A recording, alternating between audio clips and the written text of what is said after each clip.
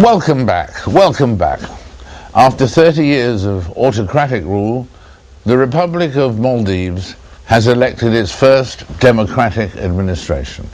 And one of its immediate tasks is to find a possible new home for all the country's people. The Maldives is a group of almost 1,200 islands in the Indian Ocean, and very beautiful it is too, because I was there about a year ago. Very beautiful.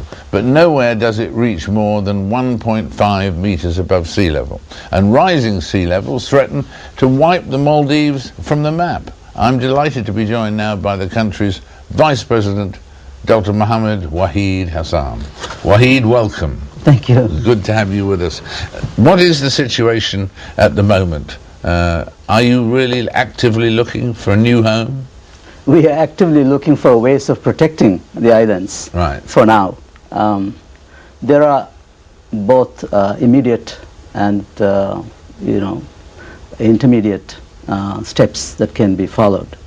We are not thinking of moving from Maldives immediately, not yet, because there are many short-term measures for mitigating the effects of global warming in Maldives. What can you do to... See, we have over 70 islands that are seriously threatened. These are inhabited islands, these are villages that have been seriously threatened by coastal erosion. People's homes are disappearing. And now we already have a program to protect the coastal line of these islands, but they're very expensive. And imagine you have a village of about 2,000 people living on it, but the mitigation and adaptation measures would cost them around $10 million. So this is quite expensive per capita. But quite expensive, yes. So in the short run, what we are trying to do is we are building retainer walls so that the beach doesn't get eroded further. We are also working on reviving the reefs, because the reefs are the natural protection for these islands. You can build walls and you can do things like that, but you can't do anything to stop the sea levels rising, can you? Well, we could slow it down if we all work together. Maldives alone can't do it. You know, Maldives, the effect of Maldives on global pollution is negligible. But we are part of this earth. we have lived on our islands for over 2,000 years. And for us to realize that we may not be able to live there for another 100 years is very troublesome. And those are your first plans, are to try and stay, obviously. Have you been considering, as we read in the papers, that one day you might have to move 300,000 people to Australia or somewhere? Well, this is a possibility. You know, the beautiful resorts that you all go to in Maldives will disappear. And the last resort for the Maldives will not be in the Maldives. It will probably be elsewhere. And that's the ultimate solution. But we are not expecting that to happen in the immediate future.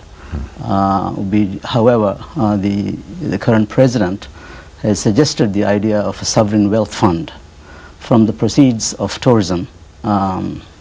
That's something that we hope to be able to set up, and it's like an insurance plan for the people for an eventuality where we have to find an alternative place to live. But we hope that my children and their children will be able to continue to live in Maldives. Continue to live there, yes. I mean, that it will be possible to survive. You would say that the danger would be about 50 years away, or? It depends on the islands too. There are some islands where we don't expect people would be able to live for more than 20, 30 years. There are others on which we will be able to live for much longer, because the islands are of different sizes.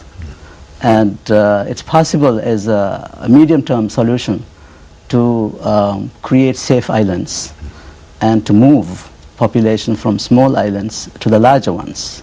We are not forcing this at the moment because, Sir David, as you know, people don't like to be moved by force from their homes.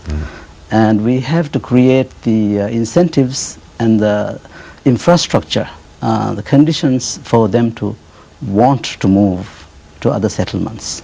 This is also costly, and this is why we feel that in Maldives we need the assistance of the international community to support the survival and development of our country. Well, I hope you can save Cocoa Island, because that's where we stayed when we were there, and it was Yes. delightful.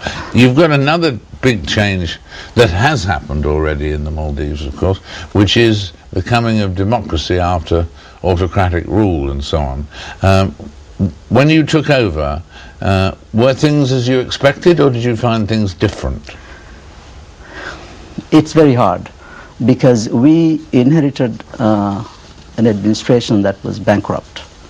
The previous administration lived way over its means, and so we are inherited with huge debts, almost empty treasury, and so we are in a very difficult financial situation. Unfortunately, it comes at a time when the rest of the world is also going through a similar experience. So it's not easy, but we think we will be able to do well, because Maldives is a very small place. In fact, the total income of Maldives, the total GDP of Maldives is smaller than that of some of the medium-sized companies. So we are trying to attract investment from abroad in Maldives, in tourism sector, but also to create alternative development projects. We have been relying entirely on tourism and fisheries. We need to diversify this. So we are going to attract foreign investment in such areas as luxury homes for those who actually would like to come and live in Maldives instead of just visiting for a week or two. Absolutely. And I read somewhere that you're thinking in terms of the economy and so on, of selling the presidential yacht on eBay. Is that true? We will have to sell it because it's sitting there.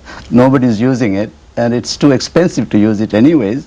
With the kind of budget crisis we have, we cannot afford to run it.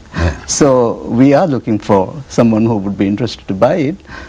Whether it's going to be eBay or somewhere else, we're not sure. But we have to sell it. It's just not practical. Well, there you are, viewers at home. There's your opportunity. There's the presidential yacht of the Maldives available. Just call Al Jazeera on this number. That's what they always say, Yes. don't they? Thank you very much for being with us. Thank you. It's a pleasure to be on this show. Thank you. Great joy to have you with us. Thank you. Thank you. We'll be back in a moment with Slumdog director Danny Boyle on what it's like to win the 2 biggest Oscars of them all.